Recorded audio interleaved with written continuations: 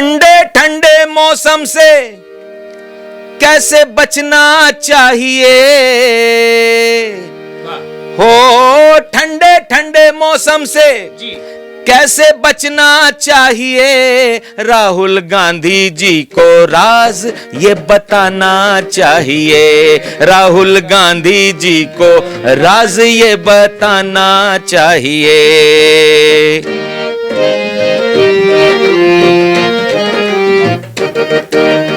जनता पूछ रही है जी, राहुल जी से पूछ रही है,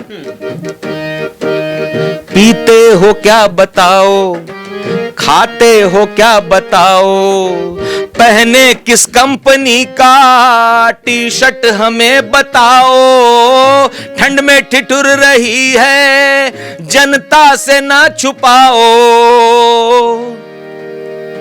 पीते हो क्या बताओ, खाते हो क्या बताओ, पीते हो क्या बताओ, खाते हो क्या बताओ, पहने किस कंपनी का टी शर्ट हमें बताओ, किस कंपनी का टी शर्ट जरा बताओ, ठंड में ठिठुर रही है जनता से ना छुपाओ, ठंड में ठिठुर रही है जनता से ना छुपाओ,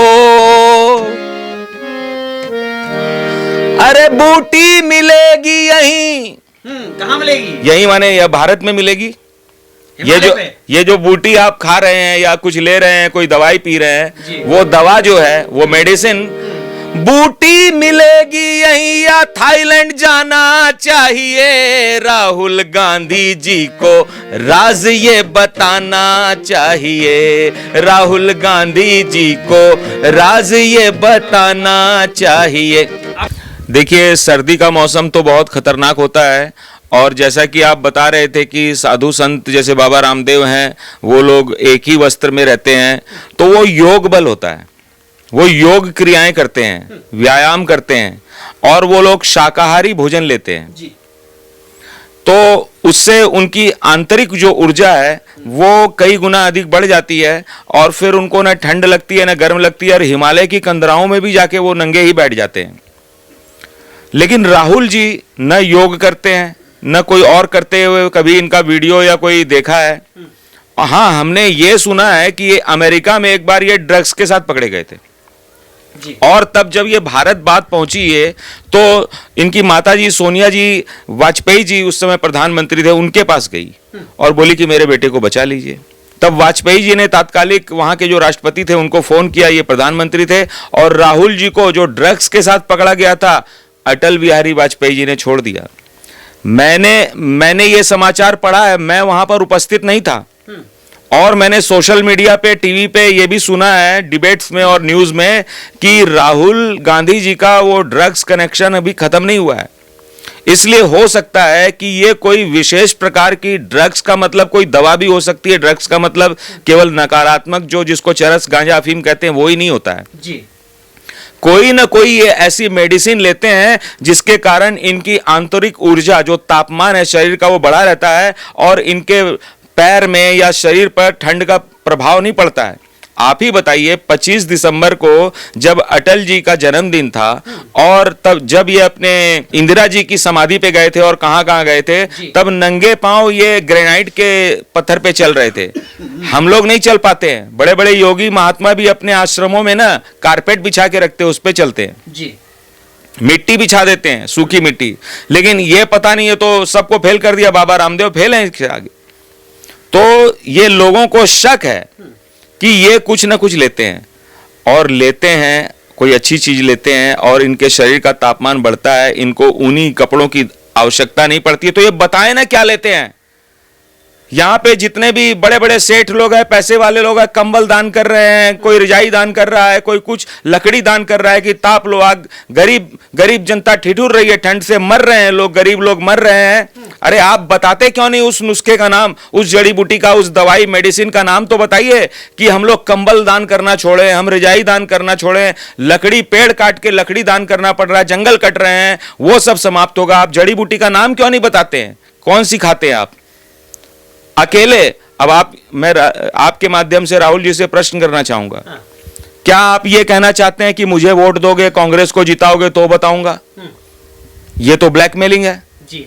तो आप 2024 में मोदी जी को हराने के लिए बताना चाहते हैं या हराने के बाद बताएंगे, ये भी बताइए आप, क्योंकि ये बड़ा अच्छा नुस्खा है कि आप एक साधारण से टी शर्ट में आप घूम रहे हैं और आपको ठंड नहीं लग रही है। आप जो है ठंड से, राहुल जी को तो बढ़िया से स्वेटर पहन के और कुछ शॉल ओढ़ के निकलना चाहिए। इनकी दादी जी, इनके पिताजी, इनकी माताजी तो जब भी निकलती हैं तो शॉल पहन के निकलती हैं। इनकी बहन निकलती है तो शॉल या स्वेटर या ऊनी वस्त्र डाल के।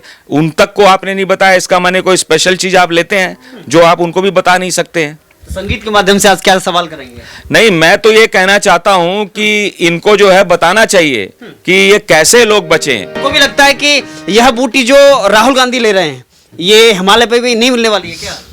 जब हिमालय पे संजीवनी बूटी मिल सकती है तो ये भी मिल सकती है। यदि होगी हिमालय वाली तो हिमालय पे मिल जाएगी जी, और यदि विदेश वाली होगी तो वहां मिलेगी। कोई ना कोई एड्रेस, कोई ना कोई ठिकाना तो होगा ही। तो इस प्रकार से आप भारत जोड़ो यात्रा कर रहे हैं और जो है टी शर्ट पहन के घूम रहे हैं। ये रहस्य क्या है? आप भारत जोड़ो यात्रा के नाम पे आप क्या दिखाना चाहते हैं लोगों को जी। और भारत जो आप जोड़ने के लिए निकले हैं तो आपके साथ जो यात्रा में लोग चलते हैं वो तो सब तोड़ने वाले हैं। कन्हैया कुमार आपके साथ चलता है, आपके साथ वो एक कौन सी पार्टी है, सुरेंद्र क्या नाम है उसका जी, आम आदमी पार्टी से जो निकला हुआ है वो चल रहा है। और सबके नाम भी मैं नहीं जानता हूँ, योगेंद्र यादव वो चल रहा है। और भी मैं टीवी में देखते रहता हूँ कौन कौन से लोग चल रहे हैं। तो मैं ये भारत जोड़ने के लिए आप कहना चाहता हूं कि आप भारत जोड़ने के लिए निकले हैं। जो आप पीएफआई के छापे पड़ रहे हैं उसको रोकने के लिए, आप सत्ता में आने के लिए चल रहे हैं। नहीं, लोग तो सवाल ये भी खड़ा कर रहे हैं कि अगर भारत जोड़ना ही है तो इसको लाहौर तक ले जाइए ना, उसको जोड़ करके इधर लाइए। लेकिन इनको तो मैंने वहां तक तो जा नहीं सकते, बल्कि ये तो चाहते हैं कि लाहौर को भारत में नहीं, जो भारत को ही लाहौर से जोड़ दें। इनकी तो ये मंशा है, इसीलिए इन्होंने चाइना के साथ में भी एक गुप्त रूप से समझौता कर रखा है जी। और ये मेरा ये एक अनुमान है, माने ये मैं पुख्ता नहीं कह सकता हूं, अनुमान है कि ये जो चाइना गलवान में और जो तवांग में जो इधर उधर जो कार्रवाई करता है ना, वो कांग्रेस के इशारे पे करता है, क्योंकि चाइना की सरकार के साथ इनका घालमेल है कुछ। और ये मोदी सरकार को वर्तमान समय में जो इतना, जिसने पूरे विश्व स्तर पे इतना अच्छा काम किया है, भारत के गौरव को बढ़ाया है, उसको केवल तंग करना इनका लक्ष्य है जी।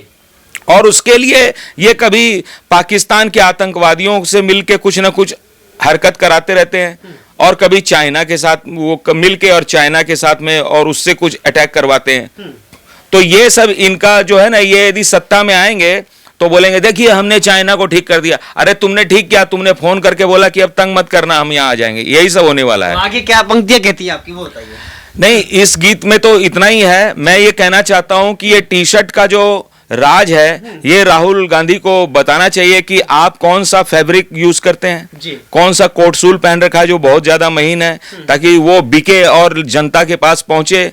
जनता जो आज ठंड में ठिठुर रही है, या थाईलैंड या बैंकॉक जहां भी आप जाते हैं, और आप किससे मिलने जाते हैं, आपने गुप्त रूप से विवाह कर रखा है। आपके हो सकता है किसी दिन आप बेटे बेटी को और पत्नी को लेके आ जाएं कि भाई मैं तो छुपा के रखा था, जैसे केजरीवाल नाटक करता है वैसे भी कर सकते हैं। सलमान खुर्शीद, जिस व्यक्ति ने हिंदुत्व की तुलना बोको हराम जैसे आतंकी संगठन से की थी, वो व्यक्ति भगवान राम से तुलना राहुल गांधी की कर रहे हैं। बताइए कैसी विडंबना है। यदि राहुल गांधी ही राम है तो आपने राम के अस्तित्व को क्यों नकारा था? और सबसे बड़ी बात, यदि राहुल जी राम हैं तो इनकी सीता कहां है बताइए? इनकी सीता तो कहीं आज तक दिखे रहे, बिना सीता के राम हो नहीं सकता है। तो सीता के साथ तो कभी घूमते नहीं है, ये दिखे नहीं है, कभी फोटो नहीं दिखती है इनकी। तो ये सीताराम कहने के लिए लोगों को तो बोलते हैं कि बीजेपी वाले, संघ वाले, हिंदुत्ववादी लोग जो हैं वो जय श्री राम कहते हैं, सीताराम नहीं कहते हैं। अरे तेरी सीता कहां है पहले तू ये तो बता। तू बिना सीता के घूम रहा है और अपने आप को राम बता रहा है, और अपने जितने कार्यकर्ता है वो खुद को लक्ष्मण और भरत समझ के खड़ा हूं लेके। जब तुमने राम का, आपने जब राम का अस्तित्व ही नकार दिया तो ये भरत, लक्ष्मण, शत्रुघ्न और राम कहां से आए? आपको क्या लेना देना उससे? इससे यह पता चलता है, रहस्य की बात यह है कि इनको यह पता चल गया है कि केवल अल्पसंख्यकों के वोटों से इनका काम नहीं चलने वाला है, और जो इन लोगों ने दलितों को, पिछड़ों को जो हिंदू से अलग करके तोड़ के मुस्लिमों के वोटों के साथ मिलाना चाहता, उसमें भी फेल हो गए हैं, क्योंकि 2014 में ये उसी नुस्खे पे हार गए, 2019 हार गए। इनको शर्म नहीं आती है कि 2019 में भी तो ऐसे ही नाटक किया था इन लोगों ने, फिर भी हार गए। अब 2024 के लिए उसी नाटक को रिपीट कर रहे हैं। तो थोड़ा अमेंडमेंट किया है इन लोगों ने कि हिंदुओं को भी राजी रखा जाए, इसलिए राम और कृष्ण की बात की जाए, मंदिर जाया जाए। खुद को ही, अरे राम कृष्ण की बात करो, मंदिर जाओ, ठीक है, लेकिन खुद को ही राम बता दिए तुम। राम को मानते नहीं और खुद को ही राम भी बताए जा रहे हो। ये किस तरह, क्या पॉलिटिक्स है? मेरे को, मैंने, भारत की जनता का माथा खराब हो रहा है, लेकिन माथा इतना भी खराब नहीं हो रहा। भारत की जनता समझ रही है कि वर्तमान जो विपक्ष है टोटल कंफ्यूज्ड है, और ये भारत की जनता को कंफ्यूजन में डाल के अपना उल्लू सीधा करना चाहते हैं। लेकिन भारत की जनता जानती है कि मोदी जी जो है वो, और जो बीजेपी की सरकार है, मैं कोई पक्ष नहीं ले रहा हूं, देख रहा हूं, समझ रहा हूं, मेरे को विवेक है, बुद्धि है, ये रेगुलर हिंदू हैं, ये रेगुलर जाते हैं, मंदिर जाते हैं, रेगुलर जो है काशी जाते हैं, और मजदूरों से बात करते हैं, सबको सम्मान देते हैं, उनको उनका अधिकार दिलाते हैं। यदि आज तक हिंदुस्तान में राजनीति की बात करें तो जितने भी हिंदुस्तानी नागरिक हैं, सबका बैंक में खाता किसने खुलवाया? मोदी जी ने खुलवाया कि नहीं खुलवाया? तुमने, यानी कि कांग्रेस पार्टी को जब अवसर मिला था तब इन लोगों ने कुछ किया नहीं, और वही चीज अब यहां हो रहा है आम आदमी पार्टी के साथ। इनको जब अवसर मिला है तो घोटाला कर रहे हैं, इनके मंत्री जेल में हैं, इनके पार्षद जो है आतंकवाद में, अपने घर में गोला बारूद रखने के जुर्म में जेल में है। तो ये जितने भी है ना, ये लोग केवल नकली हिंदू बन के जनता को कंफ्यूज्ड करके और अपना उल्लू, माने सत्ता तक पहुंचना चाहते हैं, और सत्ता पे पहुंच के वही कांग्रेस वाला एजेंडा कि भारत के संसाधनों पर सबसे पहला हक अल्पसंख्यक समाज का है।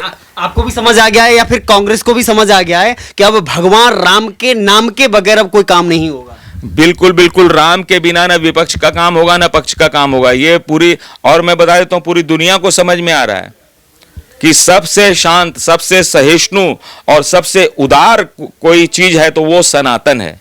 और गीता के अंदर में जो ज्ञान की बातें, आज ही मैं एक धार्मिक टीवी चैनल पे पढ़ रहा था, उसमें बागेश्वर बाबा जो हैं वो क्या बोल रहे थे पता है?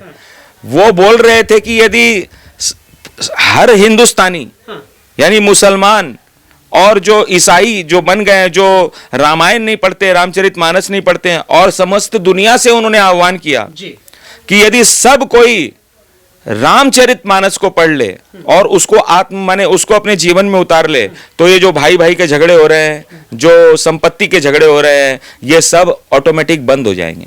लेकिन ये जनता आप समझ रही है, इसलिए आपने देखा होगा विदेशों में जो लोग हैं वो भारतीय संस्कृति को अपना रहे हैं।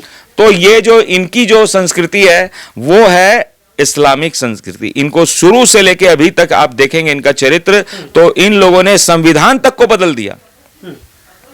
इन लोगों ने उस विशेष समुदाय को आगे बढ़ाने के लिए, समुदाय की आप जो आजादी के बाद में जो मंदिरों की, मस्जिदों की यथास्थिति रहेगी, ऐसा कानून बना दिया। बताइए ये सब जो है ये किसने बनाया? मैं आखिरी सवाल कर रहा हूं, गैर यानी कि गांधी परिवार से अलग पहली बार कोई अध्यक्ष बना अगर पार्टी का, इनको मौका मिला खड़गे को, लेकिन उसके बावजूद उनका ये कहना स्थापना दिवस के मौके पर कि कहीं ना कहीं अगर कोई नफरत पैदा कर रहा है, क्योंकि अभी बीच में भारत जोड़ो यात्रा में भी बयान दिया राहुल गांधी ने कि नफरत के बाजार में मोहब्बत की मैं दुकान खोलने के लिए निकला हूं। नफरत का बाजार तो ये लोग खुद चलाते हैं। जब 2019 के पहले रामलीला मैदान में सोनिया गांधी जी ने भाषण दिया था, वो मोहब्बत का भाषण दिया था क्या? उन्होंने क्या भाषण दिया था? नफरत भरा भाषण दिया था कि जितने भी विशेष समुदाय के लोग हैं उनको घर से बाहर निकलना पड़ेगा। क्यों भाई, ये कौन सा प्रेम का भाषण दिया था आपने?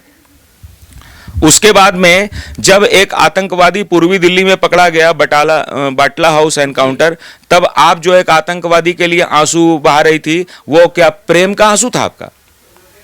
वो तो नफरत का आंसू था कि जो आतंकवाद की घटना में पकड़ा गया, जिसका एनकाउंटर हुआ, उसके लिए आप रो रही हैं कि उसको मार दिया। ये किस तरह का प्रेम आप कर रही हैं? कि एक हिंदू लड़की के साथ बलात्कार होता है तो आप लोग चुप हो जाते हैं, एक दलित लड़की के साथ बलात्कार होता है, उस पर तेजाब फेंका जाता है किसी विशेष समुदाय के द्वारा, तो आप लोग चुप हो जाते हैं। और विशेष समुदाय के किसी एक लड़की को या किसी को नागरिक को खरोंच लग जाए तो आप लोग सब पट्टी ले लेके खड़े हो जाते हैं मार्केट में कि देखिए यहाँ पे नफरत फैला रहे हैं बीजेपी हिंदू वाले लोग। तो ये कुल मिला के क्या है कि इनका जो प्रेम है वो एक विशेष समुदाय के प्रति है, और ये इनकी पॉलिटिक्स जो है यही इनके लिए घातक है। ये और ये सुधार भी लाने, कितना भी बोले सुधरने वाले नहीं है, ये सुधरेंगे नहीं। और हम लोग को, हमारा कर्तव्य ये है कि हम जो हमारे जो लोग हैं, हमारे जो देशवासी हैं, चाहे वो हिंदू मुसलमान सिख ईसाई किसी भी धर्म के हों, जैन हो, सब हम लोग एक हैं। उसकी एकता का प्रमाण मोदी और योगी सरकार ने दे दिया है। सबको बराबर बराबर पानी दिया, बराबर बराबर बिजली दिया, बराबर बराबर अनाज दिया, और आज भी कोरोना के बाद में जनता को बचाना चाहती, ये लोग तो चाहते हैं कोरोना फैल जाए। तो ये सब जो बातें हैं जनता सारा समझ रही है। आप मुझसे पूछ रहे हैं, लेकिन आपका कर्तव्य आप निभा रहे हैं, मैं अपना कर्तव्य, लेकिन जनता हम लोग से ज्यादा जागरूक हो चुकी है।